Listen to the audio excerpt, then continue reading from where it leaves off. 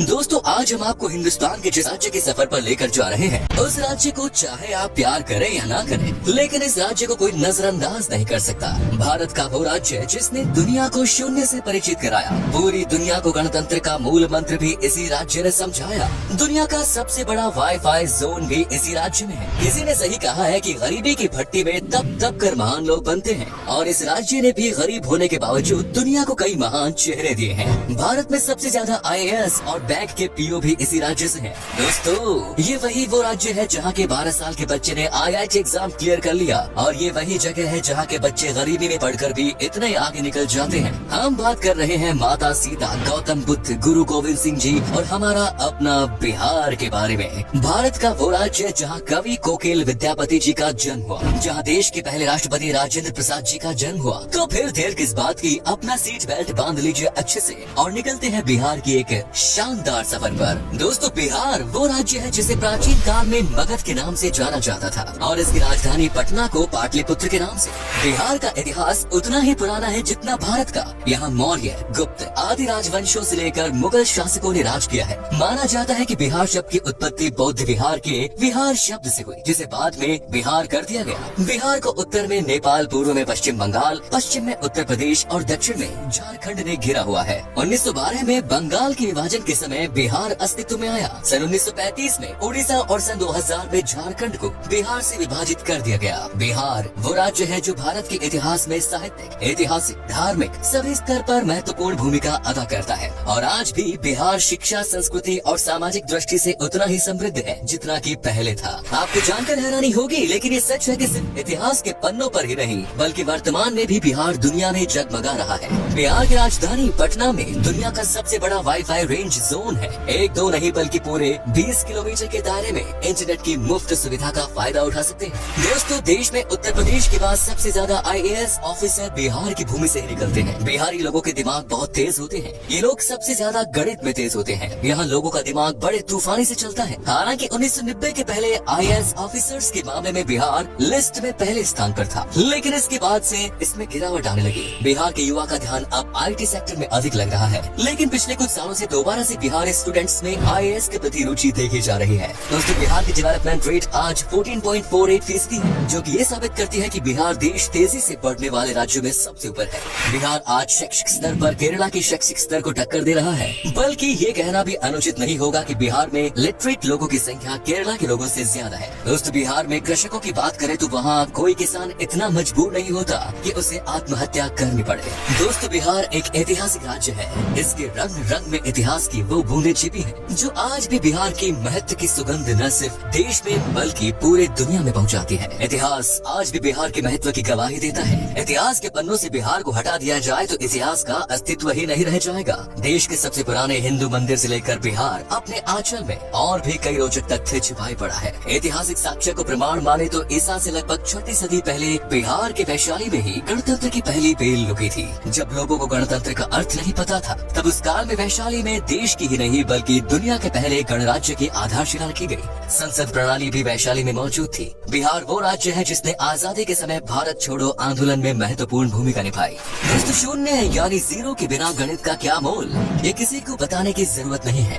दुनिया को शून्य देने वाले आर्यभट्ट जी का जन्म भी बिहार में ही हुआ था। शायद यही कारण है कि आज भी बिहार के लोग गणित में माहिर होते हैं, और आज भी गणित में यहाँ के लोगों की कोई बराबरी नहीं। बिहार ही वो जगह है जिसने चाणक्य जैसा इकोनॉमिस्ट, चंद्रगुप्त और अशोका जैसा राजा, बुद्ध और महावीर जैसा धर्म प्रवर्तक, आर्यभट्ट जैसा वैज्ञानिक और शेर शाह जैसा शासक दुनिया को दिया। भारत एक ऐसा देश है जहाँ क्रिकेट किसी धर्म से कम नहीं, और MS धोनी का नाम इस धर्म के सबसे पॉपुलर पन्नों में से एक। MS धोनी का जन्म रांची में हुआ था, जो कि पहले बिहार का हिस्सा हुआ करता था। धोनी को लोग आज भारत के सबसे सफल क्रिकेट कप्तान और महान खिलाड़ी के रूप में देखते हैं। सिखों के 10वें गुरु गुरु गोविंद सिंह का जन्म भी बिहार में ही हुआ, और सिखों का पवित्र स्थान हरविंदर तख्त पटना में है। आपको बता दें कि दुनिया का सबसे पुरानी यूनिवर्सिटी नालंदा यूनिवर्सिटी और तक्षशिला यूनिवर्सिटी भी बिहार में ही है। यहाँ पहले विदेशों से भी लोग पढ़ाई करने आया करते थे। दोस्तों माता सीता की जन्मभूमि भी एक समय में बिहार में ही थी, जो आजकल नेपाल का हिस्सा हो गया। आपको बता दो कि जनकपुर में ही माता सीता पैदा हुई, और तब ये बिहार हुआ करता था, जहाँ पर भगवान राम जी आए थे।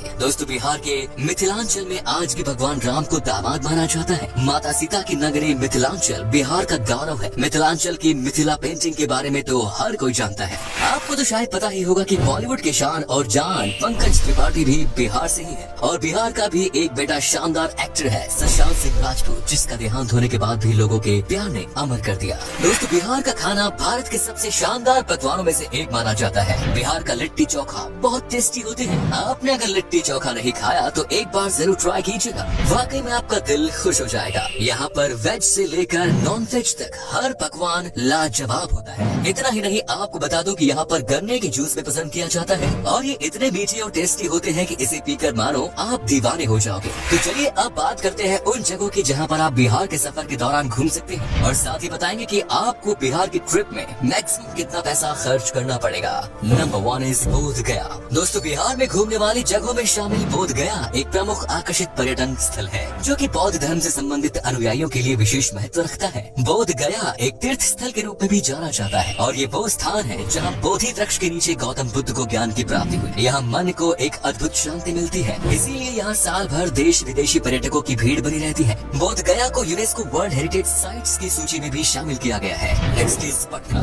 बिहार राज्य में गंगा नदी के दक्षिणी छोर पर स्थित पटना पर्यटन स्थल बिहार की राजधानी है और पटना को एक ऐतिहासिक और आकर्षित पर्यटन स्थल के रूप में जाना जाता है। पटना शहर धार्मिक दृष्टि महत्व के साथ साथ आध्यात्मिक महत्व भी रखता है। बिहार के पटना को सिखों, जैन, हिंदू और बौद्ध धर्मों के तीर्थ स्थलों का प्रवेश द्वार भी माना जाता है। उत्तर भारत के सबसे बड़े शहर के रूप में विख्यात पटना तारामंडल, हाई कोर्ट, पटना साहिब गुरुद्वारा, पादरी की हवेली और सचिवालय भवन जैसे आकर्षण से भरा हुआ है। Next is Madhubani. बिहार का आकर्षित शहर मधुबनी एक प्राचीन शहर है जो कि मधुबनी कला और संस्कृति के लिए जाना जाता है। मधुबनी शहर का उल्लेख रामायण काल में होने की पुष्टि की गई है। मधुबनी शहर अपने शानदार चित्रकारी के लिए जाना जाता है। आपकी जानकारी के लिए बता दें कि सीतामढ़ी और सुपौल मधुबनी के प्रमुख व्यापारी क्षेत्र के रूप में जाने जाते हैं। Next is Nalanda. बिहार के तीर्थ स्थलों में शामिल नालंदा बिहार की ऐतिहासिक जगह है। नालंदा प्राचीन काल की सबसे पॉपुलर तीर्थ स्थल है जो कि संस्कृति, आध्यात्मिकता, इतिहास, वास्तुकला और पर्यटन का जीता जागता उदाहरण है। नालंदा यूनिवर्सिटी यहाँ का प्रमुख आकर्षण है।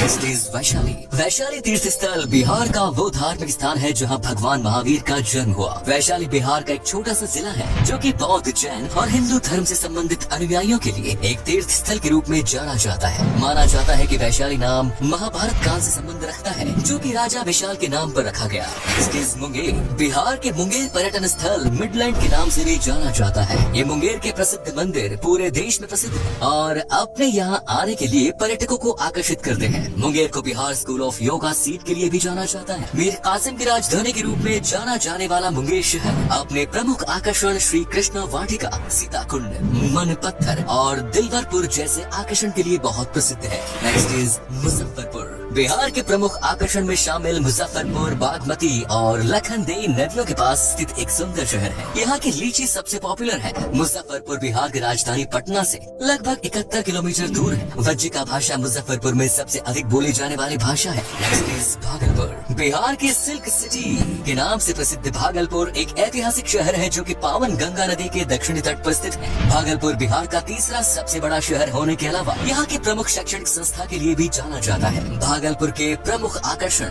विक्रमशिला गंगेटिक डॉल्फिन सेंचुरी है जो कि पर्यटकों को अपनी ओर आकर्षित करता है। बिहार का भागलपुर अपने रेशम के उपयोग के लिए पहचाना जाता है। Next is Pawapuri. बिहार के धार्मिक स्थलों में शामिल पावपुरी नालंदा जिले में स्थित है और जैनियों के लिए किसी तीर्थ स्थल से कम नहीं। आपको बता दें कि पावपुरी शहर एक समय में मौल महाजनपद की संयुक्त राजधानी के रूप में जाना जाता था। पावपुरी वो धार्मिक स्थान है जहां भगवान महावीर को 500 ईसा पूर्व में दफनाया गया था। पावपुरी घूमने के लिए पर्यटक भारी संख्या में आते हैं जो कि राजधानी पटना से लगभग 83 किलोमीटर की दूरी पर है। पावपुरी दर्शनीय जल मंदिर पर्यटकों के बीच बहुत लोकप्रिय है। Next is Hajipur. बिहार के प्रमुख शहरों में शामिल हाजीपुर भारत के ऐसे प्रसिद्ध स्थानों में शामिल है जो कि अतीत और वर्तमान को वर्षों से अपने आप में समेटे हुए हैं। हाजीपुर में भगवान बुद्ध का समय, इस्लाम और ब्रिटिश काल से जुड़े रोचक तथ्यों के लिए जाना जाता है। हाजीपुर की भूमि पर जैन धर्म के अलावा हिंदू धर्म से संबंधित कई मंदिर स्थित हैं जो कि पर्यटकों की आस्था का केंद्र बने हुए हैं। आपको बता दें कि हाजीपुर में एशिया का सबसे बड़ा ब्रिज भी स्थित है। दोस्तों, आप अगर 7 से 8 दिन की ट्रिप पर जा रहे हैं तो लगभग 17 से 18 हजार के आसपास खर्च होगा जो कि काफी सस्ता है। और बिहार बिहार में बस की बेहतरीन सुविधाएं हैं, जिससे आपको सफर में कोई परेशानी नहीं होगी। तो ये था बिहार। कैसा लगा हमें बताइए कमेंट्स में, और ये भी बताना कि आप कहां से हैं। बिहार और इसके टूरिस्ट प्लेसेस के बारे में अगर आप और जानना चाहते हैं तो कमेंट्स में लिखिए पार्ट 2। उम्मीद है आपको ये एपिसोड पसंद आया होगा। वीडियो को लाइक कीजिएगा और अपने दोस्तों और रिश्तेदारों के साथ शेयर करना ना भूलें।